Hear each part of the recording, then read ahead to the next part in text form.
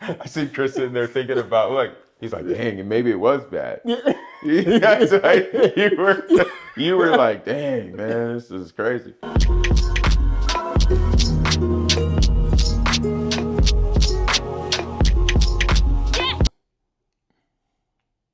Okay. From what you We'll wing it. Let's see. all right. Let's see if it works. Movie called Longlegs. You may or may not have heard of it. He didn't like it at all. At all? Uh, I mean, the camera work was done beautifully. Neon, the production company, they have a good style, like it's almost like a A24 style. I mean, it was shot beautifully. The filming was done really well. Other than that, the story, it just didn't make. I mean, it's not, and that wasn't even the worst part to me that the story didn't make sense. I get it, but then there were some plot holes, some things that they didn't explain. There's some things that just like, okay, well, why? Why was that a thing? The lead actress, she looked scared the whole movie, even before anything happened. She's just looking out the window at the beginning of the movie. You know what I mean? Like, I don't know why are you scared? What's going on in your head? And then there was one scene, okay, it kind of established what was wrong with her at the beginning, which was probably the best scene for me, which had nothing to do with the rest of the movie. Nicolas Cage is yeah. I mean, I like Nicolas Cage, you know what I mean? But this film, it was whack, man. It was whack. I mean, they tried to make him scary, and it was just like It wasn't scary. it was like the director was just like, oh, say this, oh, do this, and he was getting excited by having Nicolas Cage on his set. That's what it felt like to me watching it, because he let Nicolas Cage do his thing, but it was like it just didn't work for this movie for me. There was something at the end that I hated, it was just it was garbage, man. Agreed. The cherry on top at the very exit of this movie kind of threw me off. I was like, eh. Yeah, it's like, bro, you're a try hard, man. You're trying to make this movie something, because a movie like Silence of the Lambs or other films, they didn't have to resort. That was corny. Yeah. What they did, Yeah. and the poster artwork and all that is better than the movie. The movie itself, it's whack. I really didn't like how much hype there was around this movie. I left pretty disappointed. There was nothing scary about Longlegs. There was nothing scary about it at all. It was, you're trying to figure the story out, and then when you figure it out, you're like, okay, that's it. But then why this? And they never explain it. Yeah, it was garbage. There was nothing good about it. It was there was a scene where the girl goes outside, and her phone rings, and the killer, or whatever he is in the house. And this is not a spoiler, by the way. It's just a whack scene I'm explaining. And then, and then she goes in her house, and then he's gone. I don't. What did he leave? I don't even remember it. Whatever it Like a was. picture of something. Yeah, or something. It was trying to be, like I said, it was like the Walmart version of Silence of the Lambs, man. And it was not good at all. It was nothing good about it. Like I said, the only thing good was the camera work, the actual post production was done well. Um, you know, the crew did their job. But the director, he wrote it. I think it just seemed like he said, "Oh, say this at the end, and I think it'll be cool." Like I just, it was garbage. It was garbanzo beans, man. I walked out of the theater so disappointed. I was so excited to go see this. The PR team, they did a great job. Like Chris said, they hyped it up so well that you're like, you have these high expectations. Well, they paid the PR team. I'm gonna look for that PR team because they did a good job, man. I mean, they really had a good push for this film, but there's better films on Tubi that you get to me. You know what I mean? There's a Yeah. lot of people here that like the movie. I mean, why do you like the movie? Please tell me. If I'm wrong, I I want to know. Like, what did I miss? What was good about it? Give me 5 things that was good about Longlegs. Can you give me 3? What did you like about it? The sequence when she finds everything out and she reaches a location. Hmm. There was moments of that felt intense. I was kind of into it at that point because at that point there was a lot of potential. A lot of things could have happened that could have made the movie better, but it fell a little short. I thought she was gonna have some type of powers because she had like the main actress had like some telepathic powers of some sort, and that's why he said she's looking so scared of everything. She was like, I kind of got the vibe that she was trying to understand her powers, trying to understand what emotions she was feeling and why she was feeling them, but none of that was really visited in the movie. It was like more of an honorable mention, and then they continued on with that whole thing. Like you didn't know what was supernatural or what wasn't with her because we're like discovering things from her perspective. So there's sometimes we didn't know what was real or what wasn't.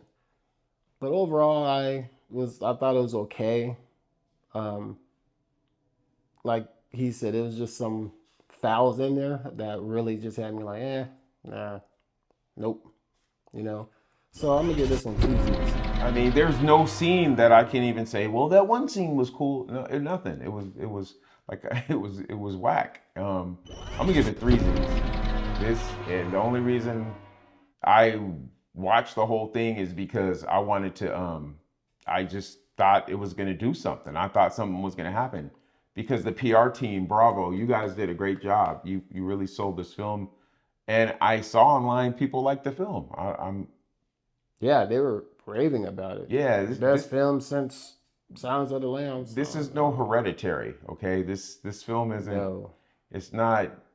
There's nothing special about this film at all. And then he just put a giant doo doo at the end of the film that just made me say, "Dude, like, no, Yeah.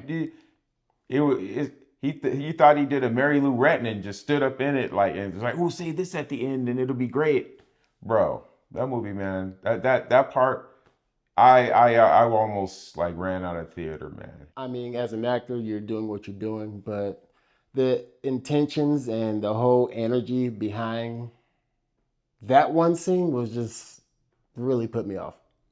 Man, I blame the director because he gave the director told him do this, do that. You The, put it dir- in the movie, right? the director is the one who directed her to like the first scene they showed her.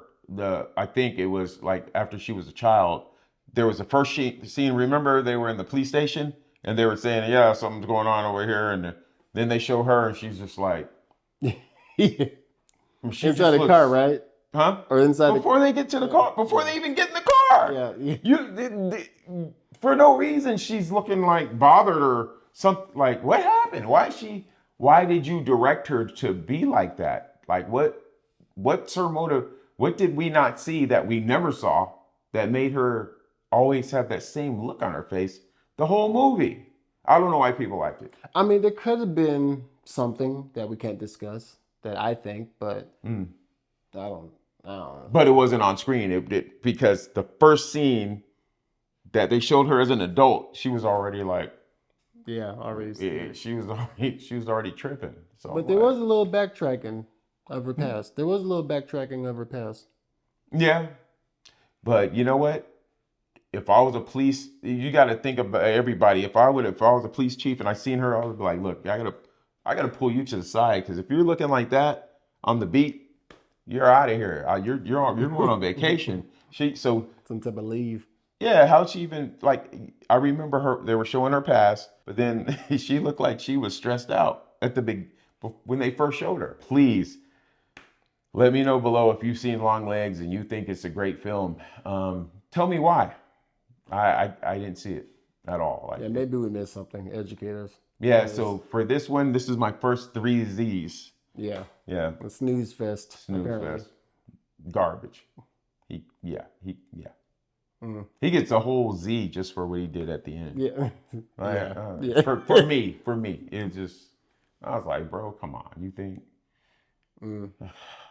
And there was something, at the end, the climax was there, and then when you see what was one of the things that was making this whole movie happen, it didn't really explain what it was about this thing that was making people do certain things. I know it's hard to say. You know what I mean? It was like, okay. It fell flat. Yeah, it's just like, it's like, come on, you got to have, that's a plot hole for me. And yeah, no. Sometimes plot holes are put there for a reason, on purpose, to create conversations on the internet. This didn't feel like one of those. No. This just felt like something that they could like maybe carry out on the sequel or something and Yeah. bring certain people back. Yeah, it didn't. Yeah. I mean, if they did a prequel and they explained what that thing, you know what I'm talking about? Yeah. Yeah. If they did a prequel, then I'd be like, all right, I take back what I said. But until then, I don't think they're going to do a sequel. Because I'm not like you. I'm not going to give I'm not going to give the story that much credit because to me, it wasn't that witty to where, I mean, maybe you could always go back and do a prequel and explain the origins of why this particular thing made people do stuff. And, you know, even though Nicolas Cage's makeup was good, he looked like the Penguin from Batman Forever. God. What it was, a Batman with Batman and Catwoman, Michelle Pfeiffer, the one with Danny DeVito. He looked like a 6 foot version of that. Now I can't unsee that. He did. He looked like the Penguin. Penguin was actually scarier with all the black stuff coming out of his mouth. He looked scarier than Longlegs, and Longlegs was just like he said, it was like Nicolas Cage. You're just waiting for him to do like one of those Nicolas Cage things, but he didn't. Yeah. It was just like, dude, no, you're not scary, bro. You're not. It's not. No. And like I said, it wasn't Nicolas. To me, it was the director's fault. I put it all on the director. You know, Nicolas Cage was just there having fun, getting paid, whatever. You know, he didn't pull him back. You know, it's the director's job to be like, hey man, come here, let me talk to you for a second. Don't do that Nicolas Cage thing you do. Don't do that. Yeah, you're overdoing it. You're overselling it. Tone it down, man. It just, you know. But he didn't direct. He didn't direct Nicolas. He just said, we got Nicolas Cage. Oh no, he did. Nicolas Cage did produce it, right? He probably did. He put some money into this one. So I guess the director couldn't tell him anything. You know what I mean? Yeah. That's the thing about when you're an independent filmmaker and you get money from like someone and they're like, hey, put my son in it. He wants to be an actor and his son's garbage. You know what I mean? You're like, oh man, I gotta put it. So, but that's not saying, you know, we know Nicolas Cage is an amazing actor. It's just that how do you direct someone who's producing it with you? How do you tell him when you wrote the story and you're directing it, was he scared to tell Nicolas Cage? Because maybe Nicolas Cage was the reason it was able to be pushed. But that's the discussion they got to have in pre-production. Like, hey, Nick, this is what I was thinking about the character. Yeah. You know what I mean? And I don't know. It felt intentional from all directions. It did. It is what it is. Yeah. To me, bad choices. Yeah. So. Yeah. That's it. With that being said, Real Bros out. I see Chris sitting there thinking about, like, he's like, dang, and maybe it was bad. You were like, dang, man, this is crazy.